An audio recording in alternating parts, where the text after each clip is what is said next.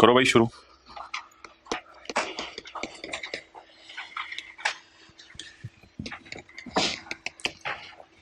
Margaret वाला सवाल, इसमें लिखा हुआ था कि पेज नंबर 278 पे मार्गरेट एक जर्मन नेशनल है जो कि टेक्निकल मैनेजर है फाइजा केमिकल्स में। 1 अक्टूबर 2010 को वो 2 साल के लिए पाकिस्तान आई है। तो जो बंदा 3 साल से कम के लिए पाकिस्तान आया और फॉरेन सोर्स इनकम कमाए और पाकिस्तान में सैलरी कमाने आया हो, तो सॉरी कोई बात नहीं, गलत तो नहीं बोल दी। जो बंदा 3 साल से कम के लिए पाकिस्तान में आए और सैलरी कमाने आए और रेजिडेंट बनने की वाहिद वजह ये हो कि उसने सैलरी कमाना है, तो उसकी फॉरेन सोर्स इनकम माफ हो जाएगी अगर पाकिस्तान में ना लाए। She was allowed to deliver lectures at various professional organisations during 2012। She conducted 3 workshops. एक इसने लाहौर में किया है। भाई पाकिस्तान सोर्स इनकम माफ किसी सूरत में नहीं है। पाकिस्तान सोर्स इनकम टैक्सेबल है। आगे तफसीलात मेरे लिए इरेलीवेंट है। पाकिस्तान सोर्स इनकम टैक्सेबल है, तफसीलात इरेलीवेंट है, बिल्कुल पढ़ने की जरूरत नहीं। पेपर में तो सारी बातें पढ़ेंगे। वर्कशॉप सेशन इन म्यूनिच, ये और म्यूनिच और दुबई, ये दोनों बाहर के मुल्क में हैं। तो ये जो बाहर के मुल्क में पैसे हैं, ये इसके बैंक अकाउंट में पैसे रिसीव हुए हैं जो म्यूनिच के अंदर है। इसका मतलब है ये फॉरेन सोर्स इनकम एग्जेम्प्ट हो जाएगी, लेकिन ये वाली फॉरेन सोर्स इनकम टैक्सेबल हो जाएगी क्योंकि पैसे कहाँ आए हैं? पाकिस्तान में। चैप्टर 22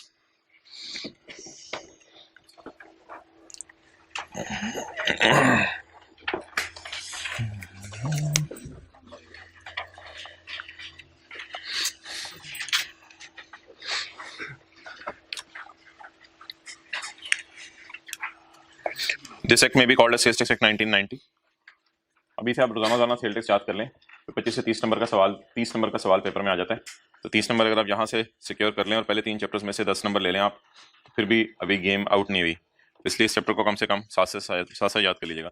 दिस एक्ट में भी called sales tax act 1990 and it extends to whole of Pakistan, the territories of Pakistan. यानी पाकिस्तान में क्या क्या आता है? पाकिस्तान के कॉन्स्टिट्यूशन होता है, मुल्क का मेन लॉ। मुल्क के मेन लॉ के मुताबिक क्या क्या आता है टेरिटरीज में? Provinces of Balochistan, NWFP Punjab Sindh and Islamabad Capital Territory. Keeping in view, sales tax is applicable to whole of the Pakistan.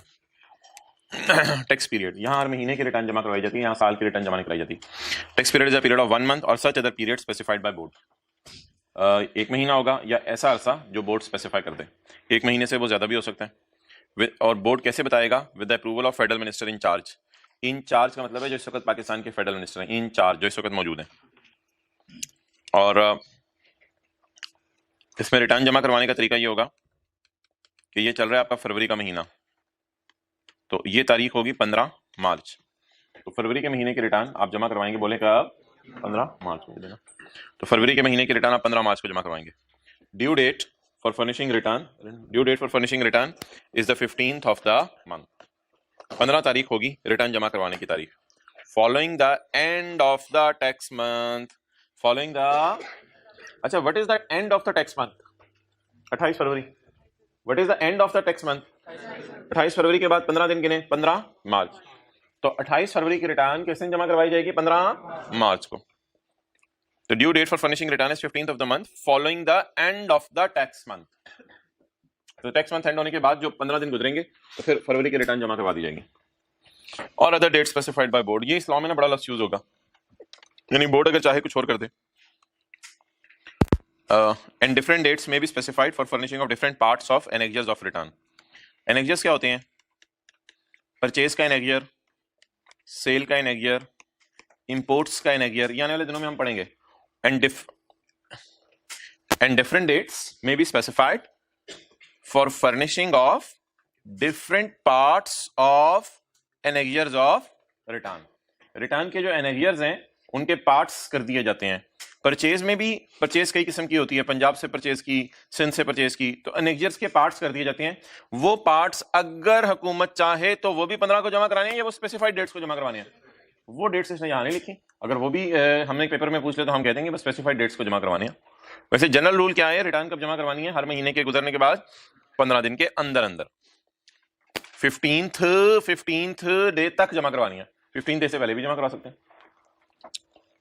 अच्छा, ये इनपुट आउटपुट की डिस्कशन शायद हम कल करें या अभी देख लेंगे, टाइम जैसे आज चला। फिलहाल ना आप जंप करके आ जाएं पेज 440 पे। पेज 440 पे मैन्युफैक्चर और प्रोड्यूस। मैन्युफैक्चर और प्रोड्यूस की डेफिनेशन हमने चैप्टर 6 के अंदर पढ़ ली हुई है। और जो चैप्टर 6 के अंदर मैन्युफैक्चर और प्रोड्यूस की डेफिनेशन पढ़ी थी वही डेफिनेशन यहाँ भी चल रही है, ये वाली। Any process in which an article singly और इन कॉम्बिनेशन और प्रोसेस ऑफ, वही वाली डेफिनेशन यहाँ भी चल रही है। बहरहाल इसको नजर मार लेते हैं।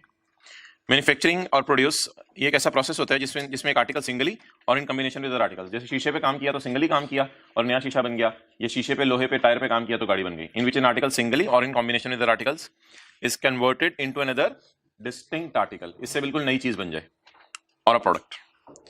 या फिर कोई चीज को ऐसे बदला जाए, जैसे मैंने शीशे की मिसाल दी है, ऐसे बदला जाए कि वो देखने के काम आ जाए, ऐसे बदला जाए कि वो गाड़ी में लगाने के काम आ जाए, ऐसे बदला जाए कि वो बटवे में डालने के काम आ जाए, और सो चेंज्ड, सो ट्रांसफॉर्म्ड और सो reshaped that it becomes capable of being put to use differently, कि इसका इस्तेमाल बदल जाए।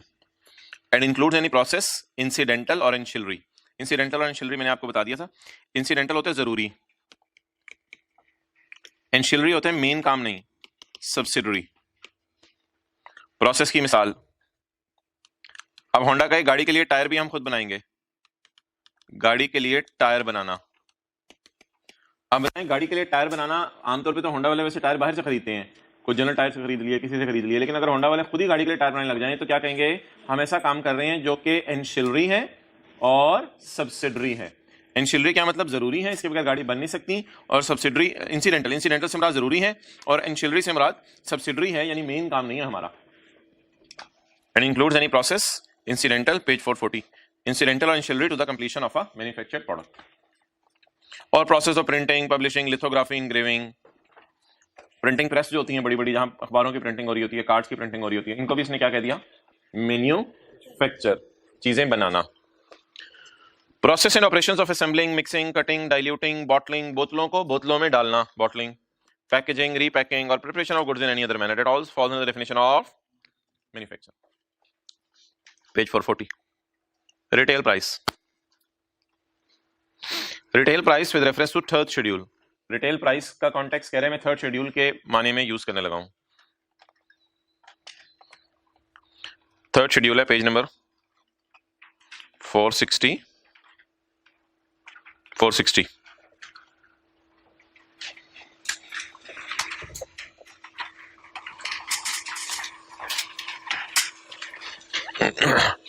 Fruit juice, vegetable juice, detergent, toothpaste, shaving cream, perfume, ice cream, T, water, beverages, cautious, cigarettes, toilet soap, shampoo, milky drink, powder drink, toilet paper, spices sold in retail packing, cement in retail packing, shoe polish and shoe cream, mineral bottled water, other household and specified item। In items में से अगर कोई आपको समझ नहीं आया तो कोई समझने की जरूरत नहीं है। अच्छा, ये आपने याद नहीं करने, इनको आपने याद नहीं करना। अच्छा, ये जो थर्ड शेड्यूल के आइटम्स हैं, ये कुछ आइटम्स हैं जिनके बारे में लॉ मेकर ये कहता है कि इनको मैंने ना पाकिस्तान में अलग से डील करना है। आपने कभी देखा एसी के ऊपर, एसी के डब्बे के ऊपर लिखा हुआ देखा कि एसी के डब्बे के बाहर लिखा हो लाख जमा 17,000 इज इक्वल टू 1,17,000, यानी लाख रुपए का एसी है, 17,000 सेल्स टैक्स है, तो 1,17,000। कभी एसी के डब्बे पे किसी ने लिखा हुआ देखा हो तो हाथ खड़ा कर दे। अच्छा, कभी किसी ने गाड़ी के ऊपर लिखा हुआ देखा हो, सर आसे कहते हैं जी मैंने 30 लाख वाली गाड़ी ली है होंडा एटलस कार से, 5,10,000, 17%, 5,10,000 बनेगा, 17% बना इतना, तो 35,10,000। कभी किसी ने गाड़ी के ऊपर लिखा हुआ देखा, कहीं किसी ने हाथ खड़ा करें गाड़ी पे लिखा हुआ देखा? अच्छा, पाकिस्तान में ना सेल्स के एतबार से चीजें दो किस्म की हैं। कुछ चीजें ऐसी होती हैं जिनके मुंह पे सेल्स टैक्स लिखा होता है, कुछ चीजें ऐसी होती हैं उनके बिल पे सेल्स टैक्स लिखा होता है। दोनों ही सेल्स टैक्स है, दोनों में कोई फर्क नहीं है, दोनों ही सेल्स टैक्स। तो कुछ चीजें ऐसी हैं जिनके मुंह पे सेल्स टैक्स लिखा होता है, वो हैं ये वाली चीजें। आप टूथपेस्ट खरीद लें, शेविंग क्रीम खरीद लें, साथ वाले के पास मिनरल वाटर की बोतल पड़ी हुई है, वो आप चेक कर लें। अभी इस वक्त मेरे हाथ में टिश्यू पेपर का डब्बा है, इस लिस्ट में टिश्यू पेपर भी आ रहा है, ये लिखा हुआ है ₹102 जमा सेल्स टैक्स रुपीज इतने। तो ये जो टिश्यू पेपर का डब्बा इस लिस्ट के अंदर हमें नजर आ रहा है, तो ये सारी की सारी चीजें मोहतरम ऐसी हैं पाकिस्तान में कि आप इनमें से कोई भी चीज आज बाय कर लें, बल्कि मेजर चीजें आपके घर पड़ी होंगी, तो इनके मुंह पे चाहे तो सबके घर पड़ी होगी, इनके मुंह के ऊपर आप देख लें कि सेल्स टैक्स की अमाउंट लिखी होती है। लेकिन गाड़ी खरीद लें, एसी खरीद लें, ये कैमरा है, कैमरा खरीद लें, व्हाइट बोर्ड खरीद लें, इनके मुंह के ऊपर या इनके डब्बे के बाहर भी सेल्स टैक्स की अमाउंट वो कहां लिखी होती है, फिर बिल के ऊपर लिखी होती है। क्लियर? तो ये 17, 19, 20 चीजें लॉ मेकर ने अलग रखी हैं। छोटे छोटे दुकानदार बेच रहे होते हैं, असल में ये लोग सेल्स टैक्स लगाते नहीं थे, इसलिए लॉ मेकर ने इन चीजों के मुंह के ऊपर कहा लिख दिया करो आप क्या, सेल्स टैक्स की अमाउंट। तो ये जो 20 चीजें हैं इनको हम कहा करेंगे थर्ड शेड्यूल की चीजें। तो आज के बाद कोई पूछे थर्ड शेड्यूल की चीजों और बाकियों में क्या फर्क है, तो वो सादा सा फर्क है। आपने कहना मेरे पास टाइम नहीं है, मैंने नहीं बताना। अच्छा, रिटेल प्राइस, तो सेल्स थर्ड शेड्यूल वाली चीजों पे क्या लिखा होगा, सेल्स टैक्स फेस के ऊपर लिखा होगा, हर डब्बे के ऊपर, ईच आर्टिकल के ऊपर। ताकि 10 रुपए वाला टिश्यू का पैक भी ले लेंगे, उस पर भी लिखा होगा।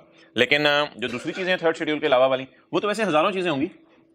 थर्ड शेड्यूल में तो 20 चीजें लिखी हुई है ना, इसके अलावा तो हजारों चीजें हैं पाकिस्तान में। उनके मुंह के ऊपर सेल्स टैक्स नहीं लिखा होगा, बल्कि उनके बिल के ऊपर लिखा होगा। Retail price with reference to third schedule mean the price fixed by manufacturer. अच्छा, ये प्राइस मैन्युफैक्चरर ने फिक्स किया, रोज पेटल ने, ये प्राइस दुकानदार ने फिक्स नहीं की। हाँ, दुकानदार बाद में ऊपर स्टिकर लगा देता है, वो उसकी मर्जी होती है, हम उसे कहते हैं हम वो प्राइस नहीं पे करेंगे, तुमने स्टिकर क्यों लगाया ऊपर। तो ये दुकानदार क्या याद रखेंगे, प्राइस कौन फिक्स करता है, manufacturer. Retail price with reference to third schedule means the price fixed by manufacturer और इंपोर्टर। भाई सेल्स टैक्स में मैं कोई ऐसा सवाल नहीं लूंगा जो प्रैक्टिकल नेचर का हो, ऑनलाइन ग्रुप्स के लिए मैं बता रहा हूँ। मिसाल के तौर पे आप कहते हैं जी मैं फलां चीज दुकान से खरीदने गया, उस पर तो आपने पढ़ाया था क्लास में ये होगा, लेकिन उसमें ये लिखा हुआ था। मोहतरम, सेल्स टैक्स के बैक एंड पे और बड़े सर्कुलर्स हैं जो हमारे सिलेबस में नहीं है, और बड़ी नोटिफिकेशन है हुकूमत की जो हमारे सिलेबस में नहीं है। इसलिए कोई भी चीज जो आपको पढ़ाई जाएगी वो जनरल पेपर के एतबार से पढ़ाई जाएगी, ना कि कोई प्रैक्टिकल आप उसको एक्सपोजर करें। तो कोई प्रैक्टिकल नेचर का सवाल नहीं लिया जाएगा। Retail price with reference to third schedule means price fixed by manufacturer और importer in case of imported goods including all duties and taxes other than sales tax, including all duties and taxes other than sales tax, sales tax के अलावा जितनी भी duties और taxes हो। अच्छा जी मोहतरम, मिसाल के तौर पे यार ये क्या मतलब है including all duties and taxes. मिसाल के तौर पे आप जो है वो कहते हैं कि जी मैं वॉल्स हूँ, मैं दीवारें हूँ, नहीं सॉरी मैं वॉल्स बनाता हूँ, मैं वॉल्स आइसक्रीम बनाता हूँ, मैं वॉल्स आइसक्रीम जो बनाते हैं लोग, मैं उस कंपनी का ओनर हूं। अब हुआ क्या कि आपने वॉल्स आइसक्रीम का रॉ मटेरियल खरीदा 120 रुपए का, 120 रुपए का रॉ मटेरियल खरीद के जब आप इंपोर्ट कर रहे थे, तो इंपोर्ट करते हुए कस्टम वालों ने कहा मोहतरम कस्टम ड्यूटी पे करें। यानी जब चीजें इंपोर्ट करते हैं आप, तो कस्टम ड्यूटी एक लफ्ज़ है वो पे करना पड़ता है, वो भी कोई टैक्स होता है। उनके कहने पे आपने 30 रुपए ड्यूटी पे कर दी, पता नहीं इसका रेट क्या था। आपको आइसक्रीम का रॉ मटेरियल पड़ा 150 रुपए का। तो रॉ मटेरियल हो सकता है आपने इंपोर्ट किया हो बाहर के मुल्क से, कोई भी रीजन हो सकती है। अच्छा, आपने इसमें डाला प्रॉफिट, आपने कहा यार 150 रुपए का तो मुझे पड़ा है, अब मैं 50 रुपए का इसमें प्रॉफिट डालता हूं, और प्रॉफिट डाल के आपने 200 रुपए का आइसक्रीम का डब्बा बेच दिया। हाँ, बीच में मैं ये भी डाल सकता था लेबर का इतना खर्चा आया और फैक्ट्री का इतने खर्चे आए, मैं अभी मिसाल दे रहा हूँ।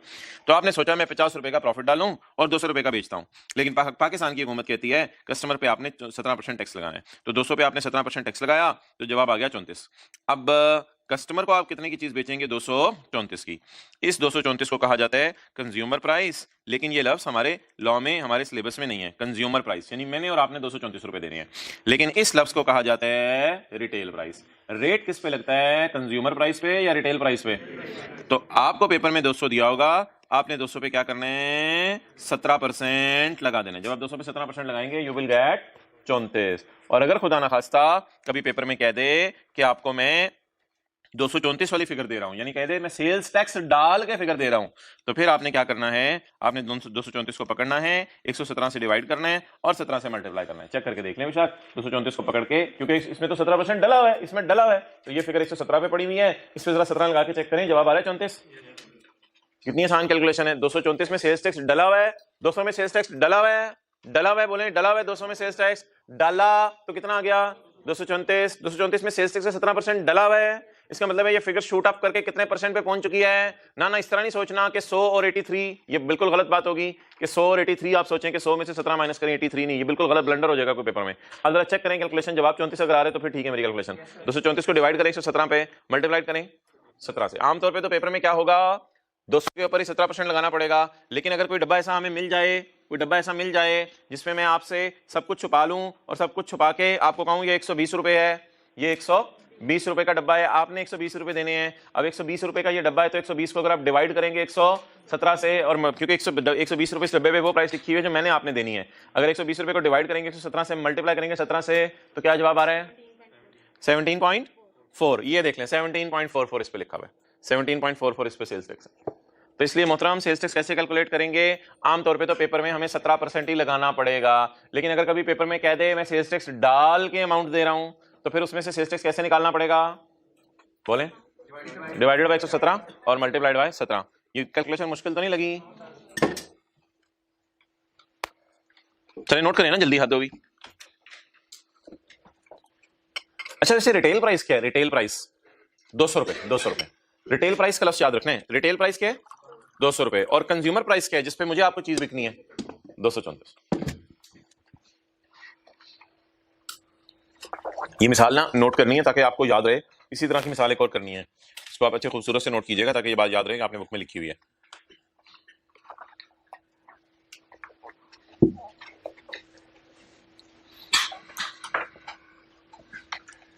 ओके चलें जी, कर लिया नोट।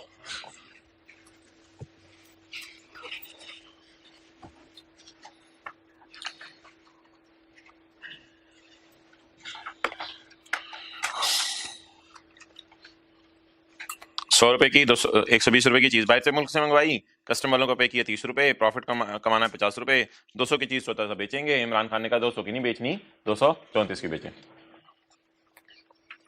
ओके, क्या मैं कह सकता हूं इट इंक्लूड सेल्स टैक्स? आप भी दुकान पे अक्सर जाते हैं, उससे पूछते हैं कि यार सेल्स टैक्स डाल के बताओ मैं होटल का बिल कितना बनता है, मैंने खाना खाया। Does it include sales tax?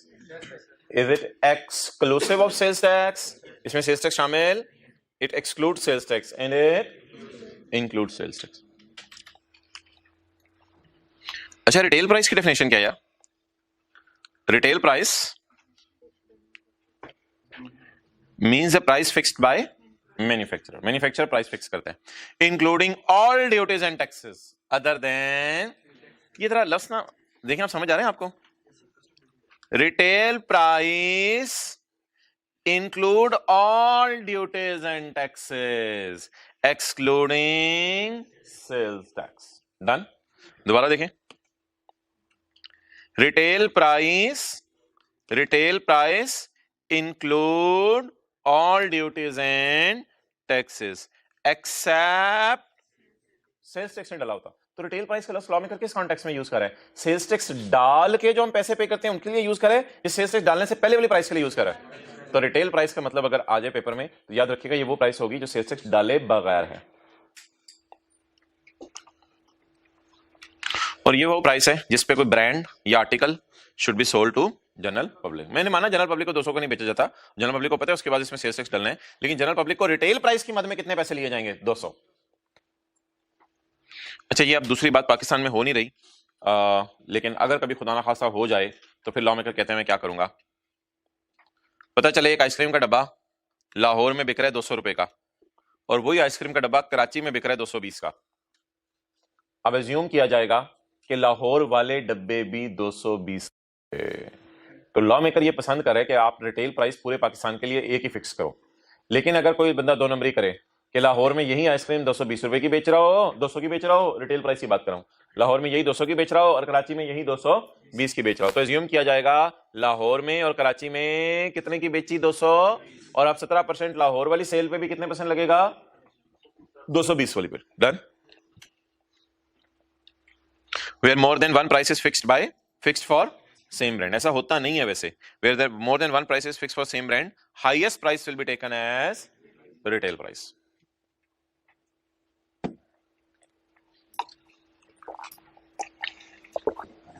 The board में specify areas for determination of highest retail price. तो मिसाल के तौर पे मैंने कराची एग्जांपल दी, तो बोर्ड स्पेसिफाई करेगा वो एरियाज जिनकी रिटेल प्राइस उसकी नजर में क्या है? हाईएस्ट है।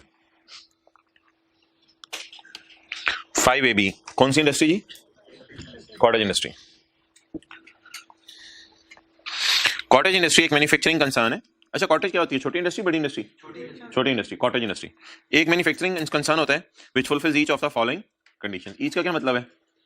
सारी की सारी। वैसे तो सी के आखिर में एंड लगा हुआ है, वहां से भी क्लियर हो रहा है। छोटी सी इंडस्ट्री कौन है यार? चार बातें मैं याद कर लें।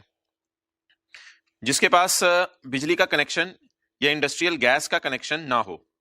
नंबर 2, यानी लोगों को हाथ से काम करते हैं लोग, या इस किस्म का समझ लें। जो रेजिडेंशियल इलाके में हो, जो कहां हो? रेजिडेंशियल इलाके में, जिसके नंबर ऑफ वर्कर 10 से कम हो और जिसकी साल की सेल 10 मिलियन से कम हो। 1 करोड़ रुपया बनता ना, तो 4 शराइत बता दें जबानी। अब इंग्लिश बोला करें ना।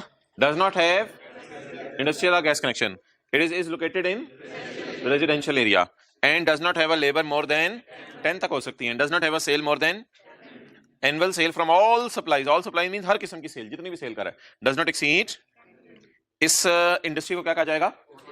इसको आपने इंडस्ट्रियल अंडरटेकिंग से कंपेयर नहीं करना जो हमने चैप्टर 5 में पढ़ा था। इस तरह वहां भी 10 एम्प्लॉइज या 20 एम्प्लॉइज लिखा हुआ था बिजली इस्तेमाल कर रहे हैं, और भाई वो इनकम टैक्स की डेफिनेशन थी। ये किस लॉ की डेफिनेशन है? सेल्स टैक्स की डेफिनेशन। तो सेल्स टैक्स वालों की नजर में जो इदारा 4 शराइत पूरी कर दे और मैन्युफैक्चरर हो, उसे क्या कहा जाएगा? Cottage industry. Open market price क्या है? जिसको बाजार खुला हो तो चीज की कीमत means the consideration in money which that sale और a similar sale would generally fetch in an open market. That sale और सिमिलर सेल की मिसाल,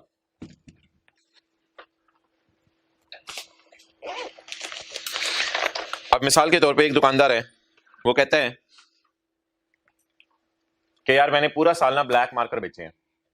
अब लॉ मेकर कहते हैं चलो ये बात तो ठीक है, लेकिन अब ब्लैक मार्कर मार्केट में अवेलेबल नहीं है, तो ब्लैक मार्कर तो आजकल मार्केट में शॉर्ट हुए हैं, बहुत ज्यादा शॉर्ट हुए हैं, तो तुम्हारे मार्कर की प्राइस में ब्लू मार्कर मार्केट में अवेलेबल है, उससे लगा लेता हूं। इसको कहते हैं सिमिलर सप्लाई। क्या कहते हैं? Similar supply. अब ब्लैक मार्कर और ब्लू मार्कर में क्या क्या चीजें कॉमन है, ये जरा देखिएगा। सिमिलर सप्लाई, सिमिलर मार्कर यानी सिमिलर सप्लाई। सप्लाई ना सेल होती है, सप्लाई, ये नहीं कि सप लेके आई, ये नहीं, सप्लाई, सप्लाई सेल होती है, ठीक है। पंजाबी थोड़ी समझ आती?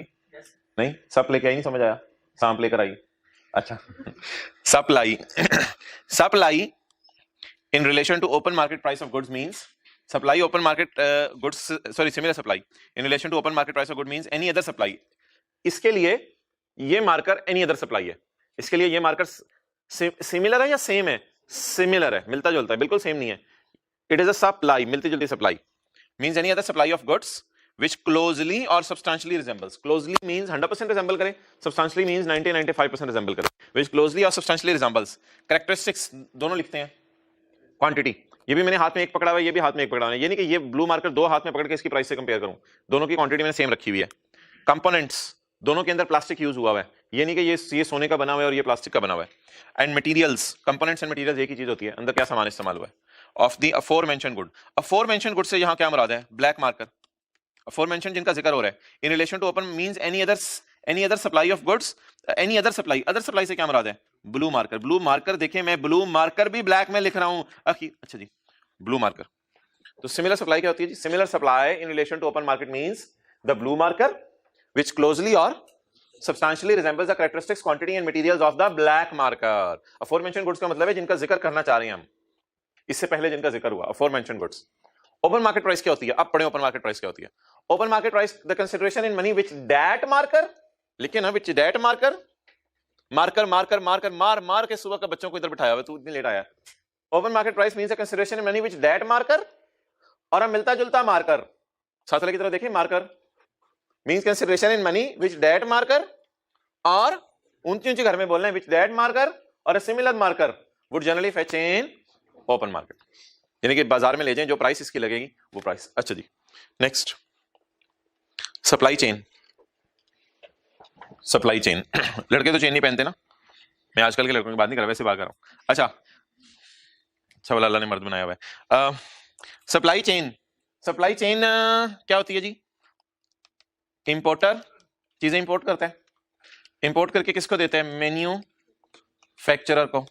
आपने इंजन इंपोर्ट किए, आपने होंडा को दे दिया, और ये आगे होलसेलर या डीलर को देते हैं। गाड़ियों में तो वैसे होलसेलर नहीं होते, गाड़ियों के केस में तो डीलर होते हैं, तो ये आगे होलसेलर डीलर को देते हैं, वो लोग आगे रिटेलर को देते हैं, और वो लोग आगे कस्टमर को देते हैं, मुझे आपको। तो ये पूरी चेन है, सप्लाई चेन। ऐसे सप्लाई जाती है, ऐसे चीजें डिलीवर होती हैं। सबसे पहले इंपोर्टर चीजें मंगवाता है, वो मंगवा के मैन्युफैक्चरर को देता है, जैसे रॉयल फैन को दे दी। रॉयल फैन इंजमाम से कहता है कि भाई आपके पास कोई गोदाम है? इंजमाम कहते हैं हाँ मेरे पास गोदाम है। कहते हैं मेरे पास क्रिकेट स्टेडियम जितना गोदाम है, मैंने क्रिकेट स्टेडियम के बाहर दीवारें लगा दी हैं, मेरे पास बहुत बड़ा गोदाम है। उस गोदाम में आप सामान रख लो हमारा, और फिर होल सेल करो। फिर दुकानदारों को 50-50, 60-60, 100-100 पंखे तुमसे लेने आएंगे, तुम बेचो। तो मैन्युफैक्चरर यानी कि पेप्सी वाले डायरेक्ट दुकानों पे जाके बोतलें सप्लाई नहीं करते, इन्होंने बीच में डीलर रखे होते हैं, जो बड़े बड़े पेप्सी के डाले आपको जाते हुए नजर आ रहे होते हैं, वो डीलर हैं या होलसेलर हैं। वो पेप्सी वालों से खरीदते हैं चीजें और फिर आगे किनको बेचते हैं?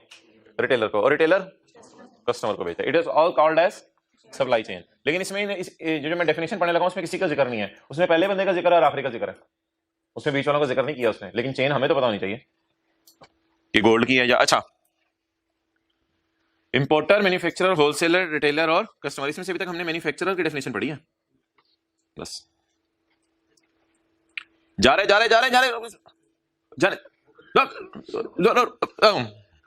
Supply chain. चलें जी, ऑनलाइन के बड़े फायदे हैं, रिवाइंड कर ले। अच्छा जी, supply chain means a series of between buyers and from the stage of first purchase और import to the stage of final sale. First purchase किसने की है? ट्राई करो, बोलो इंपोर्टर। ओके, फर्स्ट परचेज किसने की है? इंपोर्टर ने। और अल्टीमेटली सेल किसको की है? Final supply to consumer. अच्छा, इस चैप्टर में सप्लाई का लफ्ज अगर कभी आपको परेशान करे ना, तो सप्लाई से मुराद आपने सेल ले लेना है। अगर सप्लाई का लफ्ज से कभी चीज समझ ना आ रही हो, किसी किसी जगह ना लफ्ज लिखा होगा सप्लाई रिसीव्ड, वो फिर सेल नहीं होगा, वो परचेज होगा। सप्लाई रिसीव्ड, वैसे सप्लाई का लफ्ज क्या होगा? सेल। लेकिन अगर लिखा हो सप्लाई रिसीव्ड तो फिर वो परचेज होंगे। लें जी, जबरदस्त डेफिनेशन आ गई भाई। मैन्युफैक्चरर और प्रोड्यूसर, मैन्युफैक्चरर और प्रोड्यूसर, ये कौन सा बंदा है जी? मैन्युफैक्चरर और प्रोड्यूसर, ये वो बंदा जो चीजें बना के बेच रहा है। अच्छा, पेपर के अंदर ना ये डेफिनेशन आती है, बच्चे मिक्स कर देते हैं। ये है मैन्युफैक्चरर और ये है मैन्युफैक्चर, और ये कौन है? चरर। तो चरर पूछ के आए तो चर नहीं लिखना, और चर पूछ के आए तो चरर नहीं लिखना। कौन सा चरर जी अभी हम पढ़ने लगे हैं? मैन्युफैक्ट वाला चरर पढ़ने लगे हैं। मैन्युफैक्चरर और producer means a person engaged exclusively और नॉट। ये सुजुकी वाले ना एक्सक्लूसिवली मैन्युफैक्चरिंग कर रहे हैं, और होंडा कार्स वाले एक्सक्लूसिवली मैन्युफैक्चरिंग नहीं कर रहे। सुजुकी वाले सारी गाड़ियां जो है पाकिस्तान में ही बना के बेच रहे हैं, और जो होंडा कार्स वाले हैं वो होंडा एकॉर्ड बाहर के मुल्क से मंगवाते हैं और मंगवा के बेचते हैं, लेकिन सिटी और सिविक पाकिस्तान में बनाते हैं। तो एक्सक्लूसिवली का मतलब है सिर्फ और सिर्फ बना रहे हैं बस। लेकिन और नॉट का मतलब है बना भी रहे हैं और खरीद के भी बेच रहे हैं। कई मैन्युफैक्चरर ऐसा करते हैं, जो चीज इनको लगता है पाकिस्तान में बनानी महंगी पड़ेगी तो वो चीज फिर बाहर के मुल्क से एज इट इज मंगवा लेते हैं और मंगवा के लोगों को बेच देते हैं। तो कौन बंदा अपने आप को कहेगा मैं एक्सक्लूसिवली मैन्युफैक्चरिंग कर रहा हूं? जो सिर्फ मैन्युफैक्चरिंग कर रहा है। और नॉट का मतलब क्या है? कुछ जरूरी नहीं हो कि साथ मैन्युफैक्चरिंग के साथ कुछ और ना कर रहा हूं। तो होंडा कहेगा I am not exclusively doing manufacturing, और सुजुकी वाले कहेंगे I am exclusively doing manufacturing. तो आपको समझ आ जाएगा कि होंडा वाले कभी कभी खरीद के भी बेच देते हैं चीजें, लेकिन आमतौर पर बना के बेचते हैं। लेकिन सुजुकी वाले सिर्फ बना के बेचते हैं। तो कहते हैं मैन्युफैक्चरर मेरी नजर में दोनों ही है, जो कभी कभी बना के बेच रहे हैं वो भी, और जो हमेशा बना के बेच रहे हैं वो भी, दोनों मेरी नजर में मैन्युफैक्चरर है। और बना क्या रहे हैं? In the production of goods whether the raw material is owned by him और नॉट। ये जरूरी भी नहीं होता आप रॉ मटेरियल ओन कर रहे हो अपना, ऐसा कोई जरूरी नहीं है। मिसाल के तौर पे होंडा कार्स के पास जो है वो आया है मिसाल के तौर पे लोहा, तो होंडा कार्स ने लोहा जो है इंजमामुल हक को दे दिया कि इंजमाम आप इस लोहे को मोल्ड करके दे दें, हमने गाड़ियों पे लगाना है। अब रॉ मटेरियल किसने मंगवाया? होंडा ने। लोहा किसने खरीदा? होंडा ने। थोड़ी देर के लिए हैंड ओवर किसको कर दिया? इंजमाम को, कि आप अपनी इंजमामियन फैक्ट्री के अंदर लोहे को मोल्ड करके दे दें कि हमारी गाड़ी की छत पे लगने के काबिल हो जाए। उसने सेट सुट करके दे दिया, इन्होंने छत पे लाके डायरेक्ट रखा, बस काम खत्म हो गया। तो अब इंजमाम मुझे बताएं, मैन्युफैक्चरिंग तो कर रहा है, वो भी मोल्डिंग वगैरह सारी हमने मैन्युफैक्चरिंग डेफिनेशन में पढ़ी थी, असेंबलिंग, मिक्सिंग, कटिंग, डाइल्यूटिंग, वो भी तो मैन्युफैक्चरिंग कर रहा है। लेकिन वो मैन्युफैक्चरिंग जो है कि अपने रॉ मटेरियल पे कर रहा है या किसी के रॉ मटेरियल पे? किसी के। जैसे दर्जी की दुकान पे यार आप जाते हैं, अपना खरीदा हुआ कपड़ा खरीद के देते हैं, आप उसको अपना खरीदा हुआ कपड़ा देते हैं, तो वो अपने रॉ मटेरियल पे काम कर रहा था या आपके रॉ मटेरियल पे? हमारे। तो इसी तरह फैक्ट्रीज के अंदर भी होता है, दर्जी की मिसाल बेहतरीन है, तो वो भी आपके रॉ मटेरियल आपके दिए हुए कपड़े पे काम कर रहा होता है। फिनिश गुड्स क्या बना के देता है? जो साथ वाले ने पहनी हुई है, तो वो फिनिश गुड्स बना के देता है। तो इसी तरह जो है वो मैन्युफैक्चरिंग कंपनीज में भी ऐसा होता है, रॉ मटेरियल कोई और खरीदता है, काम कोई और करके देता है।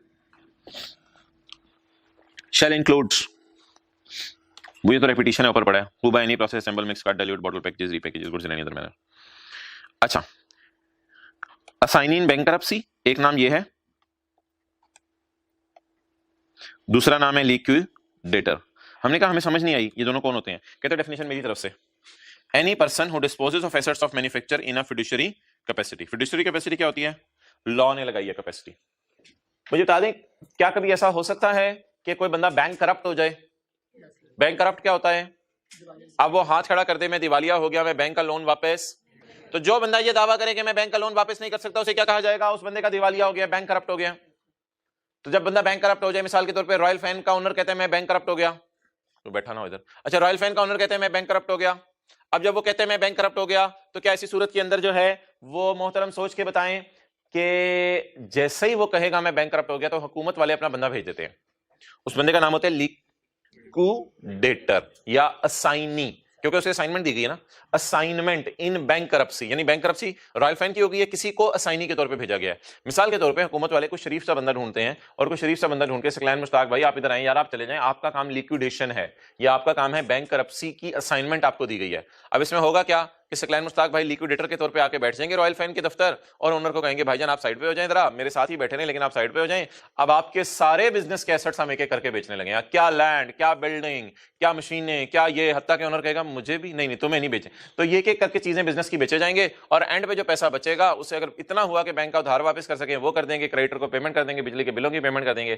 तो ये जो बंदा काम करने आता है ये वाला, किसी बिजनेस को वाइंड अप करना जिसे आप कहते हैं या लिक्विडेट करना, तो उसके लिए कोई बंदा हुकूमत की तरफ से आता है तो उस बंदे को क्या कहा जाता है? लिक्विडेटर या असाइनी इन। लेकिन ये बंदा होता कौन है? अगर आपने समझना तो डेफिनेशन उसने आगे खुद ही दे दिया एंड के बाद। ये एनी पर्सन ऐसा बंदा होता है हु डिस्पोजेस ऑफ, जो बेचता है एसेट्स ऑफ अ मैन्युफैक्चरर। अब इस सकलैन को भी आरजी तौर पे मैन्युफैक्चरर कहा जाएगा। पता नहीं व्हाट्सएप ग्रुप में बच्चे क्या शुरू हो जाते हैं ये कौन है, इसको क्यों मैन्युफैक्चरर कहा जा रहा है? और भाई उसको आरजी तौर पे मैन्युफैक्चरर कहा जा रहा है क्योंकि उसने उसकी सीट संभाली हुई है और उसका काम क्या है? हुकूमत के बिहाफ पे एसेट्स को बेचना और बेच के जिन जिन के पैसे उधार उतारने हैं उनको वापस करना। नीचे चली गई थी कुर्सी, पता ही नहीं चला, पता चला था वैसे। And any person who dispossess of assets of manufacturer in the capacity of law, law ने उसकी कैपेसिटी ये लगाई है। अच्छा जी, शाहिद अफरीदी भाई ने बात की गोरमे से कि आजाद कश्मीर में गोरमे कोला मेरी तरफ से, तो उन्होंने कहा भाई ठीक है हम आपको मैन्युफैक्चरिंग राइट दे देते हैं, अब वहां जाके फैक्ट्री खोलें, गोरमे का नाम भी यूज कर लें, गोरमे कोला भी बेचें, कोई मसला नहीं, हमारी तरफ से इजाजत है। अब जरूरी नहीं कि उसने फैक्ट्री खोल भी ली हो और मैन्युफैक्चरिंग शुरू भी कर दी हो, जैसे ही ये अरेंजमेंट हो गया और उसने जाके लैंड वगैरह ढूंढनी शुरू कर दी, उसी वक्त से शाहिद अफरीदी को कहा जाएगा आजाद कश्मीर में ये मैन्युफैक्चरर है। हाँ शुरू तो नहीं की मैन्युफैक्चरिंग लेकिन काम तो शुरू कर दिया।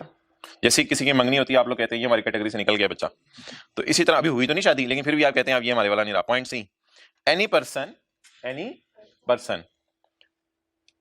मिसाल के तौर पे शाहिद भाई, एनी पर्सन हु ओन्स और यूजेस एनी पेटेंट और right of manufacturing of bottles, इनके पास राइट आ गया बॉटल्स मैन्युफैक्चर करने का, वेदर और नॉट सच पर्सन सेल्स और डिस्पोजेस ऑफ द बॉटल्स। अभी जरूरी नहीं है कि इसने बेचनी भी शुरू की हो, ये जरूरी नहीं है, वेदर और नॉट ही सेल्स और बॉटल्स, अभी हो सकता है बेचने ना शुरू की हो।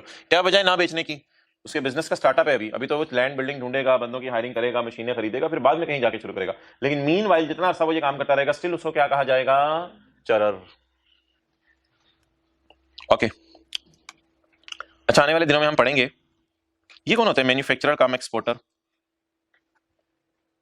और जो मैन्युफैक्चर करके एक्सपोर्ट कर रहा हो कभी बोंगी में मार दिया करें, सही लग जाती है, समझ आ ही रही थी सबको। जो मैन्युफैक्चर आपने कहा कम आ गया, पता नहीं कोई पंजाबी का कम होएगा इनू साढ़े नाल। अच्छा मैन्युफैक्चरर कम एक्सपोर्टर, तो मैन्युफैक्चरर कम एक्सपोर्टर कौन है भाई? चीजें बना रहा है और बना के बाहर के मुल्क में बेच रहा है, जैसे सियालकोट के अंदर अक्सर इदारे हैं। मैन्युफैक्चरर्स कम एक्सपोर्टर्स को आने वाले दिनों में बेनिफिट मिलने हैं एक्सपोर्ट सेल की वजह से, और अक्सर ये होगा कि इनको रिफंड मिला करेगा। अक्सर ये होगा कि अगर इन्होंने कहीं से गलती से शेयर जमा करा भी दिया ना तो इनको क्या मिल जाया करेगा? रिफंड मिला करेगा। तो अगर कोई एक्सपोर्टर रिफंड लेना चाहता है तो उसे साबित करना पड़ेगा कि फैक्ट्री उसकी अपनी है। अगर किराए की फैक्ट्री में काम कर रहा है तो उसे हम refund, however for claiming refund जैसे इनकम टैक्स में मिलता है ऐसे सेल्स टैक्स में भी रिफंड मिलता है। However for claiming refund only such person shall be treated as manufacturer come exporter who has his own manufacturing facility। अपनी फैक्ट्री में काम करें या किसी की फैक्ट्री में काम करें? अपनी फैक्ट्री में।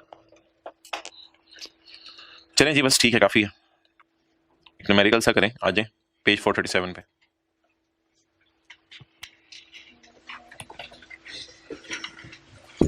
पेज 437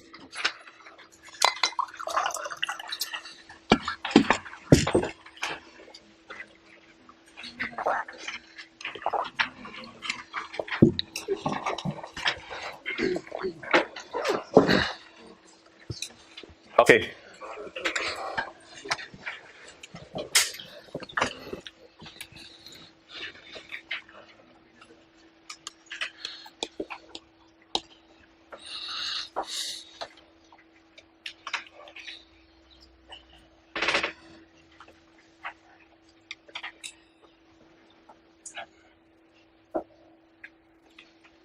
ये जो सेल्स टैक्स है, ये सेल्स टैक्स एक दो धारी तलवार है।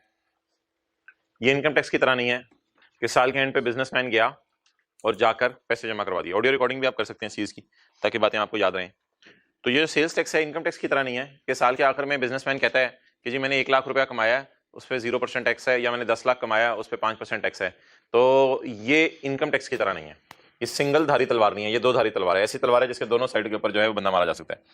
तो ये सेल्स टैक्स ना परचेज के टाइम पे भी लगता है और ये सेल्स टैक्स जो है वो सेल्स के टाइम पे भी लगता है, at the time of purchase भी लगता है, at the time of sales भी लगता है। अच्छा, वैसे एक बात कर रहा हूं जो कि सेल्स टैक्स से हटके है, मुझे ये बताएं परचेज के टाइम पे आप पैसे पे करते हैं या परचेज के टाइम पे पैसे रिसीव करते हैं? वैसे एक बात, परचेज में चीजें खरीदने जाते हैं, होंडा एटलस कार वाले लोहा खरीदने जाएं, शीशा खरीदने जाएं, तारें खरीदने जाएं और टेप रिकॉर्डर खरीदने जाएं, तो पैसे क्या करते हैं? पे। और जब गाड़ी बेचते हैं तो पैसे रिसीव करते हैं। तो इसी तरह सेल्स टैक्स भी इसी तरह है। जब होंडा कार्स वाले इंजन खरीदने जाते हैं, होंडा कार्स वाले जो है वो खरीदने जाते हैं टायर, तो सेल्स टैक्स हैं। और हाँ जी, आवाज आ रही? अच्छा, तो सेल्स टैक्स दो धारी तलवार है। अगर बीच में से वॉइस आपको मिस हुई है, सेल्स टैक्स दो धारी तलवार है, जो खरीदने के वक्त भी जो है वो चलता है और बेचने के वक्त भी चलता है। अच्छा, वैसे आपसे मैं पूछ रहा हूं, दोबारा बताएं जरा मुझे, खरीदने के वक्त आप पैसे पे करते हैं, रिसीव करते हैं? पे करते हैं। और चीज बेचने के वक्त पैसे रिसीव करते हैं। सिमिलरली सेल्स टैक्स है। सेल्स टैक्स क्या कहता है? सेल्स टैक्स कहता है कि परचेज के वक्त पे किया जाएगा और बेचने के वक्त रिसीव किया जाएगा। कैसे कैसे? होंडा कार्स वाले जब इंजन खरीदेंगे, होंडा कार्स वाले जिस वक्त टायर खरीदेंगे, तो टायर हो सकता है 10,000 रुपए वाले इनको 11,700 में मिले, ऐसा ही है। तो परचेज करने के वक्त टैक्स पे कर रहे होंगे होंडा कार्स वाले दुकानदार को, जो जनरल टायर की दुकान है। और जब गाड़ी बना के बेचेंगे तो सरासिफ से सेल्स टैक्स रिसीव करे होंगे। तो बताएं, परचेज के पैसे, सेल्स टैक्स से हट के बात कर रहा हूं, परचेजेस के पैसे, टायरों के पैसे, इंजन के पैसे पे किए जाते हैं और सेल की जाती है जब चीज पैसे रिसीव किए जाते हैं। इसी तरह सेल्स टैक्स है, परचेज के टाइम पर पे किया जाता है और सेल्स के टाइम पर रिसीव किया जाता है। एक इंपोर्टर है, उसने चीजें परचेज की हैं 200 रुपए की और मैन्युफैक्चरर को कितने की बेचती हैं? 300 की। मैन्युफैक्चरर ने परचेज कितने की हैं? 300 की। और किसको बेच दी है? रिटेलर को। रिटेलर ने परचेज कितने की हैं? 700 की। और बेच कितने की दी है? 900। तो मैं अपनी बात कर रहा हूं, मैंने मिसाल के तौर पे कोई पंखे बनाने वाली मोटर इंपोर्ट की, तो मैंने 200 रुपए की मोटर इंपोर्ट की, तो मैंने रॉयल फैन को कितने की बेच दी? क्योंकि रॉयल फैन मैन्युफैक्चरर है। रॉयल फैन ने 300 रुपए की मोटर को पंखे में डाला और पंखा रिटेलर को कितने का बेचा? 700 का। रिटेलर ने कितने का खरीदा? 700 का। और जितने का खरीदा आगे उसने मुझे आपको कितने का बेच दिया? 950 का। अब ये सेल्स टैक्स एक ऐसी चीज है कि जो भी बंदा आएगा सवाल सिनेरियो के अंदर, वो परचेज के टाइम पे पैसे पे कर रहा होगा, सेल्स के टाइम पे पैसे रिसीव कर रहा होगा। ओके, अब आप मुझे बताएं कि हमारी परचेज कितनी है, और बता दें यार परचेज कितनी है इंपोर्टर की। इंपोर्टर की बात कर रहा हूं, पहले किसकी बात करूंगा? फिर अभी मैं इंपोर्टर की बात कर रहा हूं। इंपोर्टर की परचेज कितनी है? इसने, इंपोर्टर ने 200 रुपए की चीजें इंपोर्ट की हैं बाहर के मुल्क से, तो बाहर के मुल्क से जब 200 रुपए की चीजें आई पाकिस्तान में, तो इस लॉ को कहते हैं value added tax. Value added tax, sales tax के लॉ का नाम है वैल्यू एडेड टैक्स। वैट शायद आपने लफ्ज सुना हो कभी, वैट, वैल्यू एडेड टैक्स। जैसे ही आपने 200 रुपए की चीजें पाकिस्तान में मंगवाई, क्या ये पाकिस्तान में एग्जिस्ट करती थी या नहीं आई है? क्या आपने पाकिस्तान की चीजों के अंदर वैल्यू ऐड कर दी? क्या आपने पाकिस्तान की चीजों के अंदर वैल्यू ऐड कर दी? इसे क्या कहते हैं? Value added tax. जिस तरह घर समझे, ऐसे में सेल्स टैक्स की मिसाल नहीं दे रहा, जनरल बात कर रहा हूं। घर है, घर में फ्रिज नहीं था, फ्रिज ले आए, तो घर की चीजों में वैल्यू ऐड होगी। क्या पाकिस्तान में ये 200 रुपए वाली चीजें थी या इंपोर्टर ने मंगवाई? जब इंपोर्टर ने मंगवाई 200 वाली चीजें, तो पाकिस्तान की चीजों में वैल्यू ऐड हो गई। तो ऐसी सूरत में इंपोर्ट स्टेज वाले कहेंगे, कस्टम वाले, जो सेल्स टैक्स वाले बंदे हैं, कस्टम वाले बंदे, वो हुकूमत ने बिठाए होते हैं सी पोर्ट के ऊपर, वो कहेंगे हमें इस परचेज पे 17% दो। इसने कहा मैं देता हूं, तो 200 पे 17% कितना बन गया भाई? कैलकुलेटर है साथ वाले का, बाहर निकला हुआ, यूज करते रहे। कितना बन गया रे? 34। ये परचेज के टाइम पे हमने क्या किया? परचेज के टाइम पे हमने क्या किया? पे किया। अच्छा, किसको? हुकूमत को। किसको? हुकूमत को हमने पे कर दिया। ये 200 वाली चीज पाकिस्तान में थी नहीं थी, अब आ गई, तो 200 पे हमने हुकूमत को टैक्स पे कर दिया। अब एक बंदा आया हमारे पास, उसने कहा यार ये चीज तो कमाल है यार, बारिश भी होती है इसमें से यार, तो कमाल है चीज यार, जबरदस्त है यार, कितने की मंगवाई है? इंपोर्टर ने कहा ये नहीं बताऊंगा, कमाल चीज है ना? कहते हैं हाँ कमाल है। तो मैन्युफैक्चरर ने कहा यार ये मुझे बेच दे। कितने की बेचेगा? उन्होंने कहा 300 के लगा देता हूं तुझे, चल जा। अब जब इंपोर्टर बिल बनाएगा, इंपोर्टर इस चीज का बिल बनाएगा, तो कॉस्ट तो उसको अपनी नहीं बताएगा, क्योंकि कॉस्ट तो लोग छुपा के रखते हैं। जैसे लोग अपनी तनख्वाह छुपा के रखते हैं, तो इंपोर्टर अपनी कॉस्ट छुपा के रखता है। अब दुकानदार से पूछते भी हैं कि तुझे ये चीज कितने की खरीदी है? दुकानदार कहते हैं भाईजान आपने लेनी है, लेनी तो जाए। तो इंपोर्टर अब क्या करेगा? इस चीज का बिल बनाएगा। जब इस चीज का बिल बनाएगा, तो इस चीज को कितने की करके बेचने लगे? 300 की। जब 300 की करके बेचने लगे, तो बिल जब बनाएगा तो बिल पे क्या लिखेगा? मोहतरम मैं हूं रिटेलर, मैं हूं इंपोर्टर, मेरा नाम है मिस्टर एक्स इंपोर्टर। जी भाई आपका नाम क्या है? उसने कहा मेरा नाम है रॉयल फैन मैन्युफैक्चरर। अच्छा मोहतरम आप अपना नाम बताएं। जी आपका नाम मैंने लिख लिया। अच्छा आपने कहा मैं ये 300 की बेचने लगाऊं, लेकिन 300 में 17 डालूंगा मैं, इमरान खान ने कहा हुआ है 300 में 17 डालूंगा। तो दुकानों पे इसी तरह होता है, बिल बनते हैं उसमें सेल्स डाला जाता है। तो 300 पे 17 डाल के उसको कितने की बेच देगा? 351 की। 300 पे 17 डाल के कितने की बेच देगा? 351 की। इसकी सेल प्राइस कितनी है? 300। जोरदारी तलवारें परचेज पे पे करके आया, सेल पे रिसीव करेगा, सेल पे रिसीव करेगा। उसे कितने रिसीव करेगा? 51। उससे कितने रिसीव करेगा? जब बिल बनाएगा तो बिल पे क्या लिखा होगा? जी मैन्युफैक्चरर आपका नाम क्या है? जी मेरा नाम है रॉयल फैन। मोहतरम ये चीज हमने आपको 300 की लगा के दी है, इस पे हम डाल रहे हैं 17% टैक्स। 51 डाल के 351। भाईजान भाई से 351 ले लो, छोटे इधर से 351 ले लो। 350 चपेट मारे, 1 रुपया निकालो। जी जी 1 रुपया। चलो 351 दराज में आ जाएंगे। किसकी दराज में आ जाएंगे? अब इंपोर्टर की दराज में 351 आ गए। तो इमरान खान ने कहा इस 351 में 51 क्या है? इस 351 में 51 की टॉपिंग डली हुई है तूने, इसके ऊपर जो है तूने टॉपिंग डाली हुई है। ये किस चीज की टॉपिंग डाली हुई है? इसने कहा जी भाईजान हुकूमत आपके लिए मैंने सेल्स टैक्स लेके रखा हुआ है, दे मुझे। तो बोले हमने किससे रिसीव किया ये 51?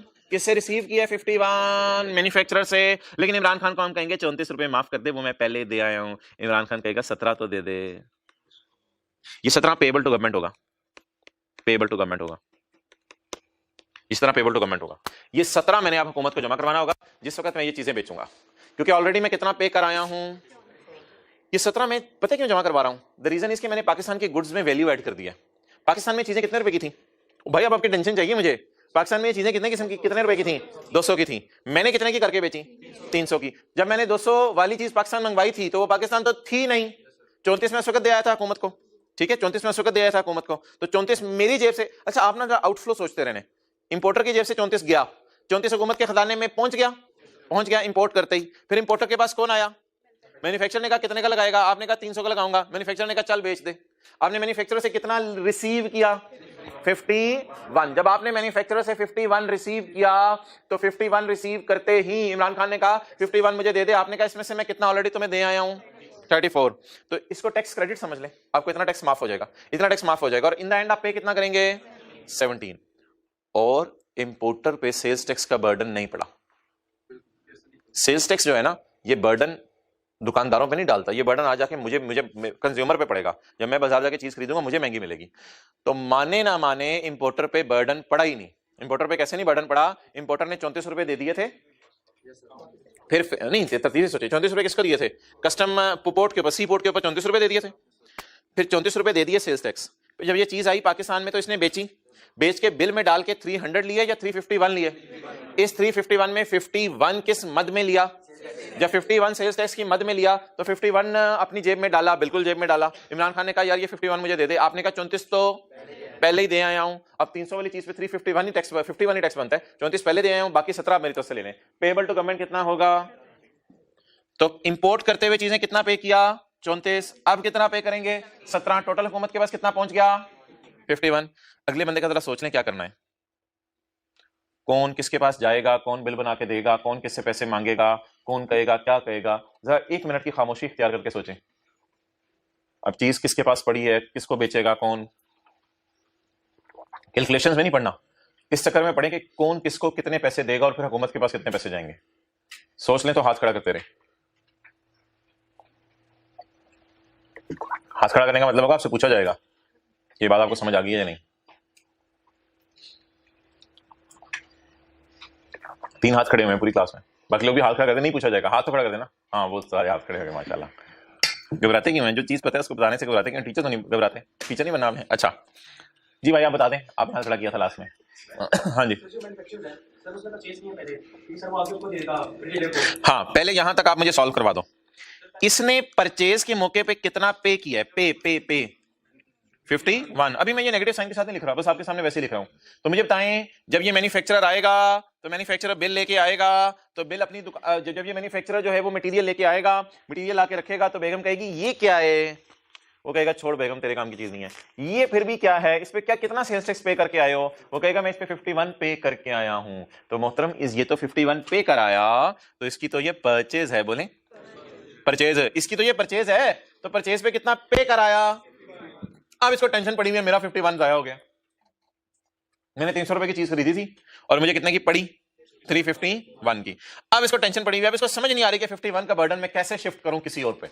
अब ये इसी टेंशन में पड़ा हुआ है कि 51 की जान मेरे से छूट जाए, मैं किसी पे डाल दूं, जो मर्जी इस पैसे को जो है वो कर ले, लेकिन मैं 51 नहीं। अब ये कस्टमर ढूंढेगा, इसका कस्टमर कौन होगा, रिटेलर। रिटेलर इसके पास आएगा और रिटेलर कहेगा यार जबरदस्त है यार, तूने तो इसको सेटमेंट कर लिया, ये क्या लगाया तूने इसके ऊपर यार, जबरदस्त हो गया यार, साथ साथ मल्टी डायमेंशनल अंदर मार्कर बाय डस्टर, यार खीर हो गई यार, ये कितने की चीज तूने मैन्युफैक्चर कहेगा, बड़ी मेहनत करके मैंने ये जोड़ा है इसके साथ, बहुत गोंदे शोंदे पता नहीं कहां से मंगवाई है मैंने, तो ये बड़ी मेहनत करके मैंने जोड़ा है, ये एक नया आइटम आया मार्केट के अंदर, इसमें डस्टर और जो है वो मार्कर इकट्ठा होता है और बैग भी होता है, तो ये जो है बस रीफिल की सहूलत नहीं है इसमें, बाकी माशाल्लाह सारी चीज मेरी जबरदस्त है। तो मैन्युफैक्चर कहेगा ये मैं तुझे लगाता हूं 700 की, ये मैं तुझे लगाता हूं 700 की। अब जब हम बिल बना के देंगे, हम बिल बना के देंगे, हम अगले को बिल बना के देंगे रिटेलर को, तो हम कहेंगे ये चीज में तुझे कितने की दे रहा हूं, 700 की। इमरान खान कहेगा डाल इसमें सेल्स टैक्स, कैलकुलेटर देखें साथ वाले के पास होगा 119। आगे छोड़ें टोटल क्या बना, टोटल से हमें क्या कंसर्न।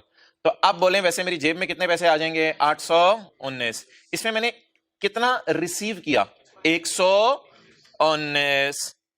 तो मैंने सेल के वक्त कितना परसेंट लगाया, 17%। मेरी सेल वैसे कितनी है, 700 की, तो सेल इंटू 17% क्या है, 119। ये मैं किससे रिसीव करूंगा, बीइंग अ मैन्युफैक्चरर, किससे रिसीव करूंगा, रिटेलर से। जब ये मैं रिटेलर से रिसीव करूंगा तो इमरान खान कहेगा मुझे 119 दे, मैं कहूंगा ऑलरेडी 51 दे चुका हूं, और वो 51 हुकूमत के पास ऑलरेडी पहुंचा हुआ है, वो इस बंदे ने पहुंचा दिया हुआ था, 34 इधर पहुंचा दिया था, 17 इधर पहुंचा दिया था, ठीक है। तो इमरान खान कहेगा मुझे आप 119 दो, हम कहेंगे नहीं देंगे, कहते हैं दो, हम कहेंगे नहीं देंगे, 51 की हमें छूट दो, 51 का हमें टैक्स क्रेडिट दो, टैक्स माफ करो। तो जब टैक्स माफ किया जाएगा तो इमरान खान को कितना देंगे हम, 68। वैसे ना 68 चेक भी हो सकता है, लेकिन ये पेपर में हम चेक नहीं किया करेंगे। असल में हमने ना पाकिस्तान की चीजों में 400 रुपए की वैल्यू ऐड की है।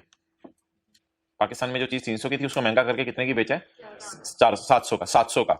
हमारी वैल्यू एडिशन कितनी है, 400। हम 400 रुपए हुकूमत को टैक्स देंगे, 400 पे जरा लगाएं, 17% कितना आ रहा है, 68। लेकिन ये इस तरह चेक नहीं करना, मैं आपको बता रहा हूं। लेकिन याद रखिएगा कभी आप जिंदगी में सुने वैल्यू एडेड टैक्स, तो दुकानदार ने वैल्यू ऐड की 400 पे, तो 400 पे कितना टैक्स बनता है। अब वो दिया उसने कैसे, 51 पहले दे आया था, 119 उसने रिसीव किया, और रिसीव करके गवर्नमेंट को नहीं दिया, रिसीव करके हुकूमत को कहा मुझे इतना टैक्स छोड़ो, बाकी टैक्स में आपको जमा करवा देता हूं। आखिरी मिसाल तो वो कब कर ही लें यार, हद होगी, अब इतना तो कर ही लें। आखिर में क्या होगा बताएं यार, बोले ना क्या होगा। अब कौन किसके पास जाएगा, अब सर उमैर जाएंगे, सर उमैर कहेंगे यार क्या बला बना दी यार तूने, ये सही तरह जरा इसको जोड़ जी जीवो में सही कर देता हूं यार, क्या बला है यार, ये चीज जबरदस्त यार, हीरो की यार, कि कितने की लगाएगा यार। तो दुकानदार ने कहा 950 की। सर मैंने सर अंसारी को फोन किया, खरीद लो, देखी जाएगी। सर अंसारी ने कहा ठीक है देखी जाएगी, खरीद ले। तो बोले कितने का खरीद लिया कस्टमर ने, 950 या 950, ਤੁਹਾਡੇ होते आपके पंजाबी में 950 या 950, 950। तो 950 के खरीद लिया हमने। अब बोले कौन बिल बनाएगा, रिटेलर को मोंगी ना मारिएगा, तो सीच बेड़ानी है, कौन बिल बनाएगा, रिटेलर। किसके लिए, कस्टमर के लिए बिल बना के देगा। उस पे कस्टमर का कभी कभी नाम पूछ लेते, अक्सर नहीं पूछता, वैसे रिटेलर्स वगैरह नाम नहीं पूछते, वैसे अक्सर कम ही पूछते हैं। रिटेलर नाम पूछेगा कस्टमर का, और कस्टमर का नाम पूछ के कहेगा जी बोले भाई आपको हम 950 की चीज लगा रहे हैं, लेकिन कुछ इमरान खान की तरफ से भी होना चाहिए। 161.5। मेहरबानी आपकी, एहसान होगा आपका अपने ऊपर। 4/1.5 तो 1111.5 कस्टमर की जेब से चले गए। इसमें 161.5 कस्टमर ने किस्मत में दिए सेल्स टैक्स की। तो अब मैं क्या करूं, अगर मैं पहले परचेज तक रुकूं तो दुकानदार वैसे मुझे बताएं कितना पे करके आया था, पे 119। ये तो समझ आ रही है ना, 119 पे करके आया था, क्योंकि वो उसकी सेल थी, हमारी परचेज थी। तो जिस वक्त दुकानदार ने परचेज किया होगा मैन्युफैक्चरर से, जब मैन्युफैक्चरर से परचेज करके इस तरह की चीजें लाके दुकान पे रख रहा होगा, तो परचेज के वक्त कितने पे करके आया होगा, 119। अब रिटेलर को ये टेंशन पड़ी है कि 119 का बोझ मैं उतारूं, साई की तरफ देखा कर। अब रिटेलर को ये टेंशन पड़ी है, टेंशन देखें, रिटेलर को ये टेंशन पड़ी है, क्या टेंशन पड़ी है रिटेलर को, मैं 119 का बोझ उतारूं। उसके लिए वो क्या ढूंढेगा, कस्टमर, मैं आप, और मैं आप दुकान पे जाएंगे और दुकान पे हम कहेंगे हमारी जान भी हाजिर है, ये चीज हमें दे दो। वो कहेगा जान छान रहने दो, आप ऐसा करो टेट्रा 1.5 दे दो, जान बाद में इंशाल्लाह। अब 1111.5 जेब से निकालेंगे और जेब से निकाल के उसको हैंड ओवर कर देंगे। और क्या होगा, जैसे ही आप उसको हैंड ओवर करेंगे तो दुकानदार ने ये पैसे पे किए हुए थे रिटेलर ने, और ये पैसे माय डियर रिसीव कर लेगा दुकानदार। तो दुकानदार अपनी सेल पे क्या लगाएगा, 17। सर ऐसे ही बता देते, सेल पे 17 और परचेज पे 17 लगाना होता है, पता नहीं क्या बोल रहे हैं लगे हुए सुबह के। तो बस होता यही है, सेल पे 17 लगाना होता है, परचेज पे 17 लगाना होता है। अच्छा, सेल पे 17 लगा के दुकानदार की पॉकेट में कितने आएंगे, 1100। ओहो, वो तो अन्नी फिगर थी, मुझे नॉन अन्नी बताएं। 161.5। तो 161.5 जो दुकानदार की जेब में आ जाएंगे तो दुकानदार खुश हो जाएगा, मेरा बर्डन सारा उतर गया। इमरान खान कहेगा तूने पे किया था 119 और रिसीव किया 161.5, तो ऐसा कर तू मुझे टैक्स जमा करवा। अच्छा, इसे ना वैल्यू एडेड टैक्स कहते हैं। द रीजन इज कि देखना इसने 150 रुपए की वैल्यू एड की ना चीजों में, तो जरा चेक करें 150 पे 17% कितना आ रहा है। 150 पे 17%, कोई नहीं चेक कर लें ऑन करके, 150 पे 17% कितना आ रहा है, 42.5। तो पेबल टू गवर्नमेंट इसकी जेब से कितना होगा, 42.5। अब यार 700, 150 नहीं है ना यार, 250 है यार, 250 है यार, 250 है, 250 है, बोल देना था 250 है। ये कह रहे हैं 150 पे नहीं, तो बोलें 250 है, 250 प्लस बोलें, तो 250 पे 17%। वो हमने जबानी कर लिया था, पेपर में भी 700, 950, कभी कभी 150 लिखाते हैं बच्चे का लेटर के बगैर वाले। तो 950, 700 का डिफरेंस 250, 250 पे 17%, 42.5। ये किसी खजाने में पहुंच जाएगा, हुकूमत के खजाने में। यार मुझे बता सकते हैं कि हुकूमत के खजाने में कितने पैसे गए, इंपोर्ट की स्टेज पे कितने गए थे, 30। हुकूमत के खजाने में ना पैसे किस्तों में जाते हैं, इंपोर्ट की स्टेज पे कितने गए थे, 34। फिर इंपोर्टर ने जब वैल्यू ऐड करके सेल की तो कितने गए, 17। हुकूमत के खजाने में किस्तों में पैसे जाते हैं, बहुत सारे लोग थोड़ा थोड़े पैसे जमा करवाते हैं। जब मैन्युफैक्चरर ने रिटेलर को बेचा तो हुकूमत के खजाने में कितने गए, 68।